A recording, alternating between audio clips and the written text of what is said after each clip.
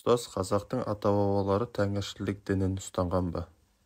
Енді ол қазақ болсын, өзбек болсын, түрік болсын, бұрынғы тұран даласы еді. Ол тұран даласы түркілер еді. Ол түркілер болған уақытта мысалға түркі қағанаты сол уақытта ол бір тәңіршілдік дін ұстанған жоқ. Тәңіршілік сенімде ғана болды да. Яғни бір тәңірі ғана, мынау ислам келмей тұрғанда ханиф діні секілді бір тәңірге ғана, көк тәңірге, ұлы бір тәңірге ғана, бір құдайға ғана сенді. Сол секілді, бірақ бұлардың барлығы бұндай сенімде болған жоқ. Мысалы Хазар мемлекетін алып қарайық, сол Арал мен Украинаға дейін Хазар түркі мемлекеттері болды, бірақ олар кәдімгідей яһуди дінін ұстанды, ашықтан ашық кітаптары болды олардың.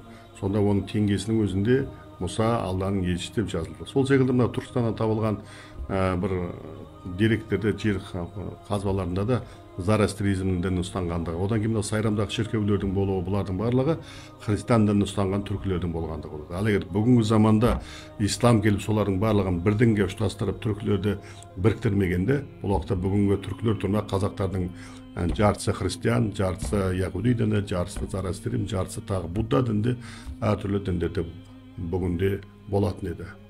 Бұл уақытта қазақтың біріге қоюы өте қиын болатын еді.